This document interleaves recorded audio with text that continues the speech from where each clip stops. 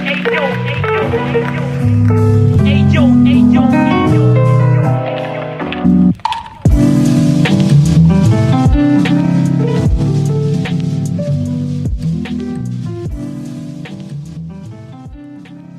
project is a no-profit foundation about visual art and photography.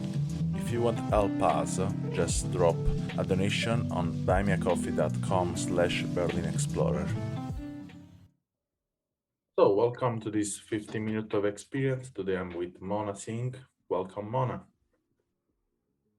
Hi, thank you so much for having me. It's a pleasure for me. So, as you know, I would like if you can introduce something about yourself, and then we can talk from what you say, okay? Yeah, so I'm basically from Gurgaon in India, and I have an art background, and I was particularly drawn towards painting and sketching. So photography was, like a very happy or a fortunate accident, that I should say, that took place in my life. Yeah. And all this started in 2014, and I think ever since I got my first DSLR, I have been attached to it, and I've been taking pictures, and that's about it. Okay. So short. And so do you live of photography, or you doing something else? No, I am a photographer. I'm not doing anything else. That's the only thing that's, I'm holding on to. So you can survive of photography. Sorry? You can survive of photography. Yes. Okay, that's nice. Yeah. So tell me a bit more about how it's composed your daily time in your job. I'm a freelancer, so time is not a problem for me. And I have two kids who are all grown up and independent. So I think I am pretty much able to juggle between my family life and my photography very well. So it's been a great journey so far, I should say. Okay, so from your profile, I can see that you work a lot in the street, and we can say a documentary photography, no? Yes. And this permit you in a way to work as you said before, and how much is difficult or easier to grab money from that? Yes, you're right. I think in street photography, it's very difficult to fetch money. And it's only through art for photographs that I am able to sell online, like the prints and all, that I make money out of it. Yeah. Streets can be, I mean, the pictures can be included in coffee table books or in exhibits, but they do not leave you with, so much money to be able to survive. So I think it's not the street pictures that are helping me earn money, but it's the art photographs that I make, which help me, earn Yeah. some money. So you can tell me some experience you did it was a pretty satisfying also in the money part. The difficulty, what did you say? So I asked you if there are some experience you did it in selling your photography that you remember and you want to share with us. Yeah, I think I've only tried selling my pictures online, because here in India I have not explored much, because I recently started. It all started in 2014, and since then I have been only selling my prints online. So I haven't been able to show my profile, you know uh, as personally to someone and sell my pictures. But yes, my street images have been part of exhibits in India as well as abroad, and has also been part of many coffee table books. But the art photographs are relatively easier to sell online. Okay, that's nice to hear it because I heard and from my experience I saw that it's really difficult to sell online. So then probably I don't know. It's depends of from a person to person. And Yes. so let's go to your picture. In your picture, there are a lot of different situation, and I will imagine that most of them come from your country, but as I've seen, there are also some other countries. And can you tell me something about where did you travel to shoot pictures, and what kind of situation you got in touch with? Yeah. India actually is a very diverse country, and we get to see a lot every day in India. So there's a lot of chaos also, and that chaos actually leads us to many beautiful images. So if I compare India with any other country, I think the kind of colors and vibrance which we get in India, I don't think I have gotten anywhere in the world. But Italy, yes, is one of my favorite places where I love shooting, and I've been to Berlin as well many times because my sister is there. So I am quite familiar with that area. So it's basically whenever I'm on the streets, be it India or abroad, I think I just enjoy the process of photography. It's not just the place. I think I get soaked into that place. I become a part of those people which where I'm clicking, and it's just magical, I think. So let's go a bit more deep. What is for you a process of photography?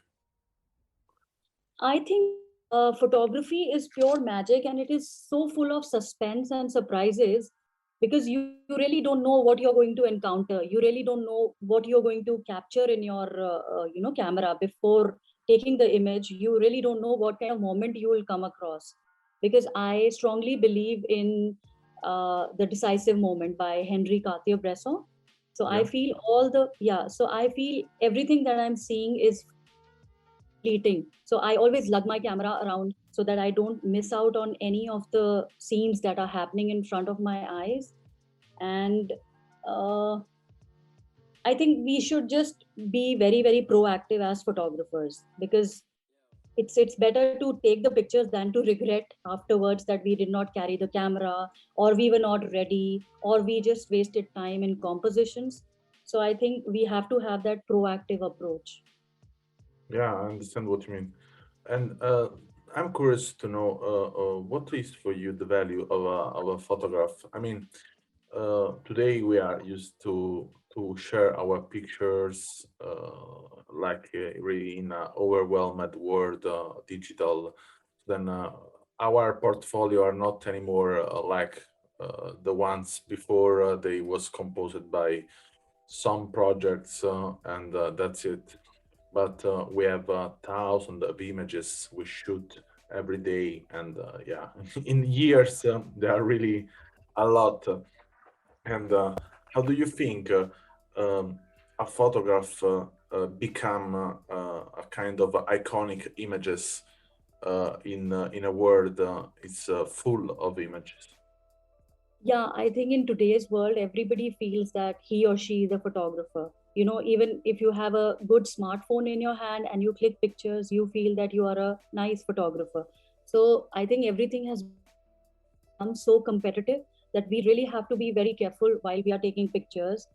As a photographer, I think it is our duty to document in a way that we are giving 100%, and it should be able to communicate what we are trying to tell the audience. So it's not just the thrill or excitement to click, but I think it should also deliver the message that we are trying to give it to the world out there. So Okay, yeah, as yeah, a yeah. That's what I was asking to you. That's why I was interested to know what is for you the value is behind your picture and what you think you are communicating with them. Yeah, I mean, it depends on what kind of picture I am taking. If I am going abroad and I'm taking the picture of a person who's standing there, so I think I should be able to tell the audience without even telling what the title of the image is. Even if I leave the image untitled, they should be able to get the flavor of the place. They should be able to see what the person is trying to do inside the picture, and I think that then only our work is done. Okay, that's a nice point of view. So there is some experience you did in your. I mean, there is a lot of images in your Yeah, Instagram, and you yeah. can scroll, scroll, scroll, scroll, scroll, and never done. And I'm really curious that in all of these pictures you made, there are some experience in a way touched you more than others. And yeah, if you should choose at least mm, three projects, what they are the main of your communication. Sorry, can you just repeat the question? Yeah, so what I get simple, okay? Try to if we would say, yeah, you should have choose only three of a series of shoot you did, okay? What they would communicate and why? What are the three? Sorry. Asked you if you if you imagine that the your pictures are going away, okay? So everything is destroyed, and you have only the possibilities to choose three series of picture. Okay, Three until now. series of pictures. Okay. Okay, so what kind of three series you will choose and why? Yeah, I think you want me to choose three series of my pictures. Yeah, I mean it's just something an example of imagination. Okay. Okay. So there are a few pictures. I mean, I cannot just pick and choose every. I mean, all the pictures that I post, I really like all of them, and but there are a few which are my favorite and which also deliver a message. So you want me to discuss those images? Yeah, I will like to know your Okay, experience so through there this. is this image. Yeah, there is this image which was taken long time back, a few years back. So it has five kids in it. So four of them are boys, and right in the middle there is a girl standing. So that depicts, sadness as well as joy. Joy, when we see the image, it's like a very, very, an image which is full of, full of um, childish activities and all that, and they are busy talking or maybe trying to do something. But on the other hand, it also shows how the society has I mean, our society is not trying to save the girl child. So it's also depicting the condition of the girls in our country, which is really very bad, and they are even deprived of, you know, the normal thing like basic education. So it depicts both the sides of the story. And then there is another image which yeah, so there is this second picture which is very close to me and my heart, where a widow is standing with a photo of her dead husband in her hands, and it shows the atrocities which were done in to the Sikh families in India in 1984, where mobs killed all the men of the families as well as boys, the young boys. They were set a place on fire, and so I went there. They have a proper widow colony. It's called the Widows Colony. It's in Delhi. So there, I met this woman who had who had 7 kids, and she had raised all those 7 kids without any help from the government. And her husband was obviously murdered. So there she is standing with the photograph of her husband, and I mean that was very, very very heart wrenching. Just talking to them and taking their pictures. I mean that was really. I mean, I could actually feel the cruelties that must they must have faced. Okay. Yeah, I can understand. So yeah, thank you a lot, Mona, for your time and your talk. Was nice, and Yeah, it was all. I hope to see more about your work in the future, even here in Berlin. Will be Yeah, really nice. sure. Sure. Thank you. Thank you So so much.